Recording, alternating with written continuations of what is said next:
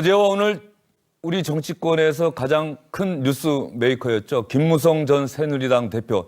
자신의 정치 인생의 마지막이었던 대선 출마의 꿈을 접겠다. 그리고 박근혜 대통령을 만드는 데 일익을 담당했었지만 이제 박근혜 대통령은 국민을 배신했기 때문에 박근혜 대통령에 대한 탄핵 발의를 주도하겠다고 밝혔죠. 김무성 전 새누리당 대표 이 자리에 나오셨습니다. 어서 오십시오. 네, 안녕하십니까. 그동안 여러 차례 저희가 모시려고 했는데 모시기가 어려웠습니다. 하고 싶은 말도 많고 또 억울한 점도 많고 하지만 어떻게 할 말 다 하고 삽니까? 당분간 자숙하는 뜻에서 일체 이런 데 출연을 안 했습니다. 예.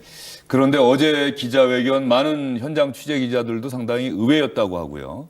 그 대선 불출마라고 하는 것은 어제 저희 출연했던 패널들도 정치인에게 있어서 대선에 출마하지 않겠다라고 하는 것은 이거야말로 정말 그 자신의 것을 기득권을 버리는 거다 이렇게 높게 평가를 하더라고요. 왜 이런 결심까지 하게 되셨는지 그 고민의 과정을 한번 좀 듣고 싶습니다. 우리나라가 5년 단임제 대통령, 제왕적 대통령 체제 하에서 5년에 한 번씩 연례 행사처럼 이렇게 국민들을 분노케 하고 좌절감, 상실감을 안겨드린 일이 형태는 다르지만 5년마다 한 번씩 이렇게 쭉 계속되어 왔습니다. 박근혜 정권만큼은 절대로 부정부패가 없을 것이라고 저 자신은 믿고 나름대로 이 정권의 성공을 위해서 열심히 했는데 이제 그 기대가 산산조각으로 나와버렸고 역대 어떤 정권이 과거에 경험했던 것보다 더 큰 상실감, 실망감, 분노를 갖다 지금 불러일으키고 있습니다. 그래서 우선 저는 박근혜 대통령 당선을 위해서 선두에 서서 선대위 총괄 본부장으로서 역할을 했던 사람이고 또 얼마 전까지 당의 대표를 갖다가 하면서 약 2년 가까이 일을 했던 사람으로서 사태가 이 지경이 될 때까지 아무런 역할을 하지 못한 것에 대해서 우선 제가 책임을 져야 됩니다. 그래서 그런 책임지는 자세 때문에 또 그런 결심하게 되었고 제일 중요한 문제는 현재 국정 마비 사태입니다. 네. 김병준 총리를 지명해서 지금 황교안 총리가 일할 기분이 나겠습니까? 또 부총리도 지금 2명이나 마찬가지 아닙니까? 그렇죠. 경제 위기, 안보 위기 속에 이 국정 마비 사태가 오래 가서는 안 되죠. 매 주말 우리나라 심장부인 광화문에 100만 명이나 30만 명이나 하지만 어쨌든 역대 최고의 많은 인파가 몰려서 대통령 하야야를 주장하고 있고 비록 질서 있는 시위를 한다고 하지만은 만에 하나라도 어떤 문제가 생기면은 그 큰 불행을 또 어떻게 우리가 막겠습니까? 그래서 이러한 불확실성, 예측 가능한 그런 정치를 갖다 하는 것이 우리가 할 일이다. 그래서 모든 것을 국가는 법에 의해서 운영이 되는 것이고 그 법은 이럴 경우에 탄핵 절차를 밟는 것이다. 이렇게 생각이 됩니다. 그런데 당대표를 지냈던 제가 이런 국정마비 공백 상태를 빨리 끝내기 위한 대통령 탄핵 문제에 앞장서는 이걸 할 때는 저도 뭔가 책임감을 가지고 내려놔야 된다는 그런 생각에 정말 하기 어려운 그런 결정을 하게 되었습니다. 네. 결국은 정치인으로서의 책임감이 어쨌든 본인의 가장 큰 꿈이었고 마지막 꿈이었던 대선 출마의 꿈까지 포기하도록 만들었다. 그렇습니다. 예. 어제 기자회견에서도 김무성 전 대표는 정치인의 책임감 이 얘기 정말 많이 강조를 했었습니다. 그래서 저희가 다시 한번 관련한 김무성 전 대표의 발언 준비해봤습니다. 정치는 책임질 때 책임을 져야 합니다. 저부터 책임지고 내려놓겠습니다. 박근혜 대통령은 국민을 배신했습니다. 우리 새누리당도 배신했습니다. 헌법을 심대하게 위반했습니다. 비록 박근혜 대통령은 실패했지만은 이것이 위대한 대한민국의 실패로 이어지지 않도록 제 모든 것을 다 바치겠습니다. 박근혜 대통령은 실패했지만 이것이 대한민국의 실패로 이어져서는 안 된다. 어제 기자회견은 우리 김무성 전 대표가 직접 쓰셨습니까? 예, 밤을 새워가면서 참모들하고 같이 썼습니다. 쓰시고요. 예. 대선 불출마할 때 참모들 중에 좀 말린 사람? 거의 다 반대했죠. 반대했지만 저는 그동안 백의종군을 몇 번 했습니다. 그래서 마음을 비우고 내려놓으니까 세상이 더 정확하게 보이고 또 미래에 대한 예측도 정확하게 보이고 해서 해법을 찾을 수 있었던 그런 경험이 있기 때문에 저도 이제 육선 의원이고 이제 정치 하면 얼마나 더 하겠습니까? 이제 마지막 목표를 이제 제가 포기를 갖다 하고 오로지 안정적인 국정을 빨리 앞당기는데 제가 할 역할을 하겠다 하는 그런 생각으로 내려놓게 되었습니다. 예.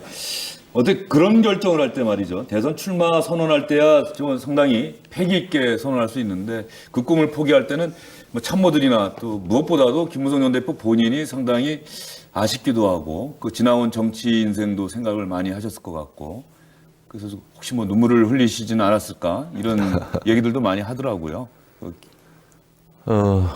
눈물도 흘렸죠. 예, 그런 결심을 혼자 이제 외롭고 고독한 이제 결단을 내리는 과정에서 많은 번민도 하고 또 저를 지지하고 따르는 많은 분들에게 내가 이걸 어떻게 내가 설명을 해야 될지 그러한 게 마음이 제일 괴로웠는데 이 기회를 통해서 그분들께 정말 죄송하다는 말씀을 드리고 그러나 저 개인이 대통령이 되고 안 되고 하는 문제보다는 이번 기회에 다시는 우리나라 정치사에 이러한 비극이 없도록 국가의 틀 자체를 갖다 바꾸고 그러한 역할을 하는 것이 더 큰일이다 이렇게 생각하니까 그런 사항을 잘 이해를 해달라는 그런 부탁의 말씀드리고 싶습니다. 그래서 탄핵 발의에는 앞장서겠지만 그 이후에 개헌, 대한민국을 다시는 이런 상황으로 몰고 가지 않도록 하는 개헌, 그리고 새로운 보수의 중심축 이런 얘기들을 하셨던 것 같은데 일단 하나하나 구체적인 것 좀 여쭤볼게요. 탄핵안을 새누리당 안에서 발의하고 주도하겠다. 근데 새누리당의 지도부는 친박계 이정현 대표를 비롯해서 다 친박계 아닙니까? 새누리당 안에서 탄핵안 발의를 하고 탄핵안에 찬성하는 것이 과연 온당한 일이겠느냐라고 하는 지적도 있을 것 같습니다. 이제 이럴 때 그 대통령과의 개인적 의리를 우선할 것이냐, 또 당과의 인연을 우선할 것이냐. 국민에게 우리 공인 아닙니까? 국민의 지지로 국회를 갖다 하고 있는데 국민과의 약속을 더 우선할 것인가? 이렇게 고민하면은 결과는 뻔합니다. 국민과 약속을 더 우선해야 됩니다. 공인으로서 지켜야 될 도리를 해야 됩니다. 그런데 지금 현재 매 주말 수십만 명의 국민들이 모여가지고 분노를 표출하고 있지 않습니까? 이걸 이대로 계속 진행하게 돼서 되겠습니까? 또 국정이 마비 상태 아닙니까? 일이 제대로 안 돌아가고 있습니다. 정부뿐만 아니라 기업도 내년도에 대한 계획을 갖다 제대로 세우지 못하고 있다고 합니다. 경제는 지금 저성장의 늪에 빠져가지고 헤어나오지 못하고 있는 이런 상황이고, 그래서 빨리 예측 가능한 정치를 만드는 것이 우리가 해야 될 일이고, 대통령의 큰 잘못에 대해서 뭐로 해결하겠습니까? 탄핵 절차 이외에는 다른 방법이 없는 겁니다. 그래서 야당도 왜 이것을 당당하게 탄핵을 추진하지 않고 자꾸 대통령을 갖다 하야를 요구하는데, 대통령 하야하게 되면은 60일 내에 대선을 치러야 됩니다. 그런데 60일 내에 대선을 치르는 과정에서 검증도 제대로 안 되고 어떠한 결과가 나오더라도 그 반대 패배자가 이걸 인정하겠습니까? 또 불복을 하게 되고, 그래서 지금 현재보다 더 큰 혼란이 예상이 되기 때문에 탄핵 절차에 들어가게 되면 시간적 여유도 가지고, 또 국회에서 탄핵이 의결된다 하더라도 헌법재판소 가가지고 거기서 또 충분히 최장 6개월이죠. 6개월까지는 안 가겠습니다만은 몇 달 사이에 과연 억울한 일이 있는가 없는가, 대통령이 선의로 했다고 주장을 하고 있는데 과연 그런 거 하는 거에 대해서 충분한 검토가 되지 않겠습니까? 그런 절차를 제대로 밟아야 된다. 나라는 법에 의해서 운영이 돼야 되고 헌법 절차대로 진행이 돼야 된다는 점을 다시 한번 강조하고, 그런 점에 대해서 비록 우리 당이 뽑은 대통령이지만 잘못한 거 있으면은 그게 당당하게 이건 역사에 남는 일입니다. 그러니까 내가 공인으로서 어떤 길을 갈 것인가 하는 거에 대해서는 당당하게 선택을 해야 된다고 생각합니다. 새누리당 친박계에서는 조금 전에 뭐 나온 뉴스긴 합니다만은 그 탄핵안에 찬성하시고 발의하는 분들하고 어떻게 같은 당에서 정치를 할 수 있겠느냐, 뭐 분당 이야기까지 나오고 있는데요. 뭐 그 얘기가 사실은 뭐 원칙적으로는 맞는 얘기 아닐까 싶기도 합니다. 그렇지 않습니다. 이것은 당론으로 정할 일이 아니고 국회의원 한 사람 한 사람 헌법기관으로서 양심에 맡게 될 일입니다. 이것을 부당한 압력을 넣어가지고 탄핵에 찬성하지 마라, 또 뭐 출석하지 마라, 표결에 참여하지 마라, 이렇게 압력을 넣는다는 것은 그야말로 국민 앞에 다시 한번 죄를 짓는 일이고 아주 저차원적인 정치 행위다, 이렇게 생각이 됩니다. 이정현 대표는 즉시 사퇴하라는 요구를 계속해서 거부하고 있습니다. 12월 20일 얘기를 자꾸 하고 있거든요. 아직 그때까지 한 달이 남았는데 사퇴하지 않으면 어떻게 하실 겁니까? 12월 20일도 이제 전당대회를 1월 20일 한다는 전제하에 12월 20일 이야기하고 있는데, 국민들이 어떻게 생각하겠습니까? 이정현 대표 체제를 지금 과연 인정하고 있다고 생각합니다. 그러니까 대통령도 처음에 이 일이 터졌을 때에 당황한 모습으로 국민 앞에 사죄를 하고 또 잘못도 시인하고 하더니 지금은 이제 선의로 한 일이라 변명을 하기 시작합니다. 결국은 물러나지 않겠다는 뜻입니다. 국민들은 절대 다수가 대통령이 큰 잘못을 했기 때문에 물러나라고 하는데, 정당은 선거를 위해서 존재하는 겁니다. 선거 이겨야 되지 않습니까? 그럼 이렇게 국민과 반대되는 다른 길로 가는 새누리당에게 다음 선거에서 국민들이 표를 주겠습니까? 과연 어느 것이 해당 행위인지 이것은 국민들만이 판단할 수 있는 겁니다. 그래서 현실적인 차원에서 김무성 전 대표가 어제 탈당은 안 할 것이다, 이 얘기를 했습니다. 근데 그 영원히 안 하겠다는 뜻은 아니었던 것 같은데, 그래서 탈당 문제와 관련해서 김무성 전 대표의 정치 행로를 관심 있게 지켜보는 것 같은데요. 제가 지금 뭐 새누리당 현역 의원 중에 정당 생활 제일 오래 한 사람 중에 한 사람이고, 또 여러 당직을 두루 제일 많이 했고, 또 직전 당 대표까지 한 사람이 먼저 탈당을 생각한다는 것은 그거는 잘못된 일이죠. 그런데 저희들이 가장 안타까운 것은 저희들은 정의에 입각해서 대통령이 잘못한 것을 솔직히 시인하고 검찰 조사를 받고 법적 절차를 밟아라, 이렇게 주장을 하고, 또 과연 이 상황에서 누가 누구에게 돌을 던지겠습니까? 같은 입장입니다. 그러나 현직에 있고 없고의 차이죠. 이정현 대표도 뭘 잘하려고 굉장히 노력도 많이 했고 잘하는 일도 많습니다. 그러나 과거에 관련은 이런 일이 생기면은 책임지고 사퇴하는 모습과 당이 크게 변하는 모습을 보이는 것이 다음을 위해서 좋은 일이다 하고 다 그렇게 관례대로 해오던 일을 하라는 겁니다. 그런데 이것을 굳이 버티면서 국민들 생각과 다른 그런 강변을 갖다 하는 모습이 점점 더 국민의 분노를 더 조장하는 그런 일을 갖다 지금 하고 있습니다. 말하자면 불난집에 기름을 더 끼얹는 그런 행위를 매일매일 하고 있지 않습니까? 최고위원들이 국민 앞에 정말 진중한 모습으로 국민 앞에 발언을 해야 되는데, 뭐 회의만 열었다 하면은 저 개인에 대한 모욕, 또 동료 의원에 대한 모욕, 과연 이런 것이 국민적 분노를 더 부채질하는 그런 일이 되기 때문에 이제 이런 것은 중단돼야 된다 생각을 하고, 참 안타까운 것은 정의에 입각해서 요구를 하고 주장을 하는데 이것을 지금 이럴 때 단결하지 않고 왜 싸우느냐, 당근 싸움으로 지금 몰고 간단 말이죠. 망한 당에 뭐 당근이 뭐하는데 필요하겠습니까? 저는 또 모두 다 내려놓은 그런 입장인데, 그래서 국민 여러분께 또 우리 당을 그동안 지지해 주셨던 많은 국민들께 부탁 말씀드리는 것은, 이건 당권 싸움도 아니고 대권 싸움도 아니고 또 분열하는 싸움도 아닙니다. 정의에 입각해서 바른 길로 가자. 그것이 우리 당을 위해서 좋은 일이다 하는 그런 차원에서 지금 하고 있다는 점을 잘 이해해 주시기 바랍니다. 오늘 많은 언론 보도가 그런 내용이 있더라고요. 친박, 친문재인 세력을 제외한 건전한 보수를 지향하는 그 어떤 정치 세력과도 연대할 수 있다 이런 얘기를 하신 걸로 보도가 돼 있는데 그걸 새누리당 안에서 하시겠다는 얘기예요? 아니면 새누리당에서 안 되면 밖에 나가서 정말 새롭게 뭐 남경필 경기지사는 이미 또 탈당하지 않았습니까? 그 김용태 의원들과 함께서 이 당 새누리당 밖에서 하시겠다는 말씀이십니까? 우선 새누리당 안에서 하는 게 순리입니다. 그러나 이정현 대표 체제가 막무가내로 버티고 또 국민들은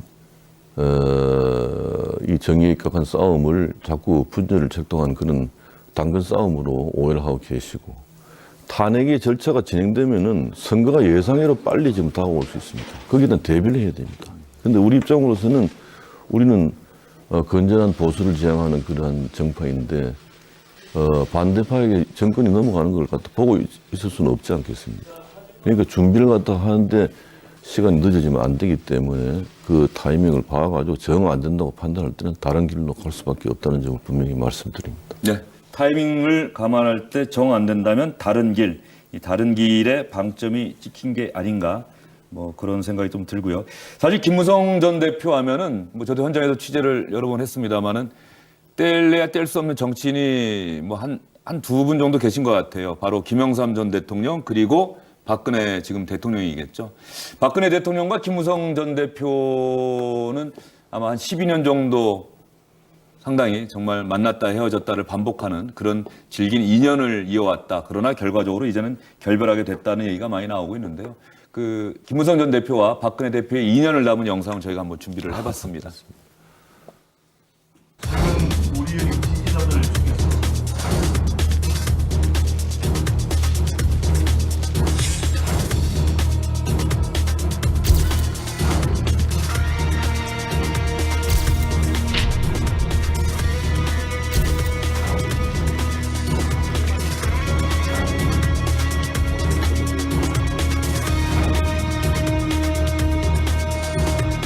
탄핵 파기를 앞장서기로 했습니다.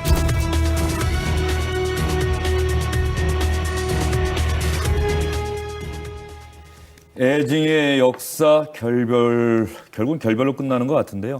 박근혜 대통령 처음 만났을 때 기억하십니까? 15대 같은 동기이지만은 저는 과거에 반박정희 데모를 아주 열심히 했던 사람으로서 뭐 멀리서 보고 서로 인사는 하지 않는 그러한 관계였었습니다. 그런데 제가 국회 재경위원장을 맡아서 한 6개월간 아주 보람되게 일을 하고 있는데 박근혜 당대표로부터 사무총장 제의를 받아서 이게 지금 그 당시 영상인 거죠? 지금 화면에 나오는. 네, 그렇습니다. 유승민 비서실장. 예. 그래서 몇 번 사양하다가 뭐 당을 위해서 꼭 해달라고 한 부탁을 받고 사무총장을 맡게 되면서부터 박근혜 대표와의 인연이 시작되었습니다. 뭐 제가 한 10개월간 같이 일해보니까 굉장히 품위가 있고 애국심이 강하고 또 세상을 보는 관점이 정하고 옳다고 판단해가지고 사실 그때는 이명박 시장이 후보가 될 게 뻔한 그런 상황에서 2007년이요. 네, 지는 줄 알면서 박근혜 캠프를 맡아서 일을 했던 거죠. 근데 열심히 하다 보니까 대연 투표에서 이기는 그런 기적을 우리가 만들어냈습니다. 그래서 더 가까운 깊은 관계가 되었습니다만은 결국 세종시에 대한 생각의 차이로 결별하게 됐죠. 세종시에 대한 생각, 세종시 수정안이라고 흔히들 하죠. 이명박 그렇습니다. 대통령이 제안했던. 그리고 또 원내대표 자리를 안 하셨으면 좋겠다 그러는데 또 하시게 됐고. 아니 그게 아니고 예. 처음에는 광우병 파동 이후에 분위기 쇄신을 위해서 저에게 이명박 대통령께서 초대 정부장관을 제안을 하셨습니다. 그래서 저는 그때 박근혜 대통령 만드는데 도움이 된다고 판단해서 하겠다고 했는데 당시 박근혜 대표가 하지 말라고 해서 결국 안 했습니다. 또 한 1년 뒤에 국회가 잘 안 돌아간다고 원내대표를 맡아서 해달라고 해서 또 하겠다고 했는데 박근혜 대표가 또 하지 말라고 해서 또 안 했습니다.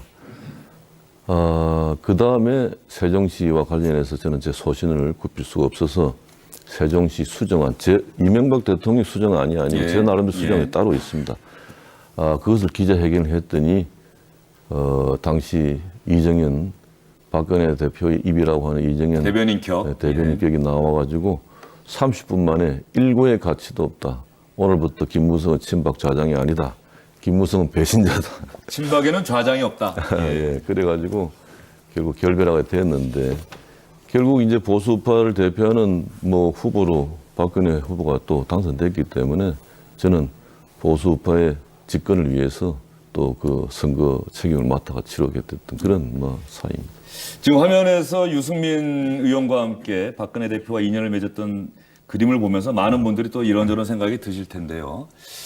제가 기억에 남는 거는 그 2014년 대표되고 중국에 가셔서 기자들 앞에서 개헌 얘기하셨다가 청와대에서 무슨 소리냐 해서 하루 만에 그 사과하셨던 기억이 납니다. 제가 그걸 보면 그때 김무성 대표가 점수를 많이 잃었다는 지적이 많아요. 국민들한테. 청와대에 할 소리를 못하는 청와대 눈치 보는 대표 아니냐. 근데 무슨 사정이 있었던 것 같다는 느낌이 아니, 들거든요. 그거는 이제 정식 인터뷰에서 제가 그 주장한 것이 아니라 이제 간담회 다 끝나고 밥 먹는 자리에서 한 말을 기사글에 나가게 된 겁니다. 근데 제가 빨리 사과를 하고 끝낸 이유는 원래 정치권에 불문율이 있습니다. 외국에 나가서 국내 정치에 민감한 부분을 이야기하는 건 안 된다. 그리고 그 당시에 박근혜 대통령이 이태리에 또 나가 계셨습니다. 그런 상황에서 대통령도 외국에 나가서 외교를 하고 있는데 그런 예민한 대통령이 반대하는 이 개헌 문제를 외국에 나가서 한 것은 뭐 이유야 어쨌든지 간에 결과는 뻔한 결과이기 때문에 제가 빨리 접는 게 좋겠다 해가지고 사과를 끝낸 거죠. 그리고 또 하나 생각나는 장면이 유승민 원내대표가 박근혜 대통령에 의해서 배신의 정치는 심판받아야 한다라고 낙인 찍히고 배신의 정치. 그 당시 김무성 대표의 역할에 많은 분들이 주목을 했어요. 이때 김무성 대표와 유승민 원내대표가 힘을 합치면은 청와대와 어쨌든 건강한 긴장 관계가 형성되지 않겠느냐라고 했는데 그때 김무성 대표는 대통령을 이길 수는 없지 않느냐라고 얘기를 하면서 또 한 번 청와대의 손을 들어줬다 이런 평가가 나왔고 결국 유승민 원내대표는 중도에 사퇴를 하게 됐습니다. 첫 번 의총에서는 제가 유승민 원내대표를 지원해가지고 그 유승민 의총에서 결과는 유승민 재신임으로 결과가 났는데 이제 그 뒤에 대통령이 그 결과를 보고 뭐 굉장히 뭐 발언도 많이 하시고 공개적으로도 말하고 또 청와대에 있는 사람들로부터 정보가 들어오기를 뭐 탈당을 검토한다는 그런 설도 많이 들어왔고 또 우리나라 대통령 중심지 아닙니까? 그러면 제가 반문하고 싶은데 만약에 그때 저하고 유승민하고 손잡고 대통령이 반기를 들고 했다면은 당이 어떻게 되겠습니까? 또 나라 꼴이 어떻게 되겠습니까? 그래서 유승민 대표에게 대통령한테 이번엔 져줘라 했는데 그게 이제 안 받아들여져 가지고 결국 일이 그렇게 된 거죠. 그때 져줬으면은 유승민 원내대표가 뭐 원내대표를 더 할 수 있었던 건 아닌 상황이었던 거죠. 그 당시 그건 상황이. 아니죠. 그러나 예. 자기의 그 소신은 이미 다 밝혀진 상황이기 때문에 유승민 원내대표, 전 원내대표 지금 이번에도 비상시국회에 같이 하고 계시는데 어떻습니까? 뭐 김무성 전 대표가 얘기하신 것과 관련해서 뭐 여러 사람들의 이 얘기가 나오고 있어요. 뭐 안철수 국민의당 전 대표, 반기문 유엔 사무총장, 유승민 의원, 우리 김무성 전 대표가 어떤 분이든지 간에 함께 손을 잡고 김무성 전 대표가 힘을 실어주면은 그분이 뭔가 앞서 나갈 수 있지 않겠느냐. 다음 대선 구도에서 이런 얘기가 나오고 있는데요. 정말로 그럴 생각이 다 있으신 겁니까? 저는 아까도 말씀드렸습니다마는 정당은 선거를 위해서 존재하는 것이고 저는 이제 보수 정파에서 속해 있으면서 보수 정권 재창출을 하는데 제 역할을 해야 된다고 생각을 하는데 지금 현재로 이대로 가면은 지금 반대 세력에게 정권을 뺏길 가능성이 있지 않습니까? 그걸 막기 위해서는 어떠한 일도 해야 된다 생각이 됩니다. 그래서 또 그동안 역대 선거를 보면 다 연대 세력이 정권을 잡았습니다. 그런 차원에서 제가 중립적 역할을 해가지고 반문 세력을 규합을 해서 선거에 반드시 이기게 해야 되겠다는 그 생각을 하게 되는 겁니다. 네. 그런 것과 그 발언과 관련해서 한 가지 딱 떠오르는 게 그 국민의당 박지원 비상대책위원장은 김무성 전 대표 결단을 되게 높게 평가를 했는데 추미애 민주당 대표가 부역자라는 표현을 썼어요. 들으셨죠? 언론 보도를 통해서. 뭐 그 얘기 들었을 때 어떤 생각이 좀 드셨습니까? 그런데 지금 요새 뭐 추미애 대표 또 다른 분들 또 우리 새누리당의 최고위원들 너무 막말을 많이 쏟아놓고 있기 때문에 국민들이 정말 정치를 갖다 아주 하류로 지금 취급을 하고 있는데 이제 그러한 발언한 거에 대해서 또 일일이 대응하면 또 똑같은 사람이 되기 때문에 그냥 소위 부담으로 넘어가겠습니다. 그리고 최순실 씨, 정윤회 씨 존재 알고 있었다라고 또 솔직하게 인정을 하셨던 것 같아요. 다른 분들은 좀 다 모른다라고 하는데. 근데 최순실 씨가 이렇게 힘이 있는 존재였다는 것까지도 알고 계셨던 건가요? 제가 말씀드렸던 것은 정윤회 씨가 박근혜 의원의 비서실장을 오래 했던 사람입니다. 그리고 지난번 정윤회 문건 파동도 있었지 않습니까? 그럼 정윤회는 최태민의 사위 아닙니까? 그럼 정윤회 부인이 최태민의 딸이고 그 이름이 최순실이다 하는 것은 다 알려졌던 이야기입니다. 근데 기자와 인터뷰에서 다 최순실을 몰랐다고 이야기하니까 그러니까 일반 의원들은 뭐 최순실 이름도 모르는 분들 많이 계셨겠죠. 그러나 대통령 주변에 그래도 뭔가를 일한다는 사람은 거의 다 최순실 존재는 알았는데 그 사람이 혼자 사는 박근혜 대통령의 살림살이나 살아주고 옷 심부림에 하는 정도로만 생각했지 이렇게 국정을 농단하고 이런 이 국정에 참여했다는 사실은 전혀 상상도 못했던 그런 일입니다. 그래서 지난번 총선 때 최순실 씨 공천받은 사람들 있다 이런 얘기도 또 얼마 전에 하셨단 말이에요. 제가 한 것이 아니라 예. 기자가 질문하길래 그럴 가능성이 있다라고 대답한 것이 뭐 그렇게 크게 알려졌습니다. 그 뚜렷한 뭐 증거를 갖고 얘기하셨던 부분은 아니고요. 네, 그럴 가능성이 지금도 있다고 생각합니다. 예. 그 진박 옥새 파동, 진박 공천자들 결과적으로 그 출마하지 못하게 하셨던 마지막 저항이었다 이런 평가도 있는데 뭐 지금 유영하 변호인도 뭐 그런 당시 송파울에서 그렇게 얘기를 했었는데 지나온 그 1년, 2년의 정치 과정 돌이켜 보면서 어쨌든 간에 뭐 부역자라는 표현까지 들으셨는데 이걸 막지 못한 데 대한 책임 그거는 그러니까 왜 최순실이라는 사람이 그렇게 국정을 농단하고 국정에 참여했다는 사실을 몰랐느냐? 거기에 책임지라면 책임질 수밖에 없죠. 그런데 그건 상상을 초월하는 일이기 때문에 일반적 사고를 가지고는 그런 생각을 할 수가 없었다는 점도 이해해 주시고 또 제가 도장 가지고 나른 일이 없습니다. 저는 이렇게 부당한 공천을 의결할 수 없다고 당당히 기자회견을 하고 제 지역구에 내려갔던 일밖에 없습니다. 예. 자, 이제 정리를 할 시간이 됐는데요. 그 정치 인생 불출마 선언하시면서 뭐 한 30년 YS 김영삼 전 대통령 모시면서 정치 시작하셨는데 돌이켜보면 가장 어려웠던 시기가 언제였고요. 그리고 결정을 내리셨으니까 이제 앞으로 남은 정치인 김무성의 꿈은 무엇일까요? 가장 어려운 시기가 저는 지금이라고 생각합니다. 저는 뭐 공천 때마다 당 권력자에게 아부하지 못하는 그런 성격 때문에 공천을 2번씩이나 받지 못하고 어렵게 공천을 받고 했습니다만은 그때도 이렇게 좌절감이 없었습니다. 그런데 지금 이 상황은 너무나 심각한 문제이기 때문에 뭐 잘 수습이 돼야 되겠고 제일 중요한 것은 황교안 총리 그리고 장관 여러분 지금 뭐 굉장히 어려운 상황에 여러분들께서 애국심을 가지고 정말 열심히 주어진 업무에 최선을 다해 주기를 부탁 말씀드립니다. 예.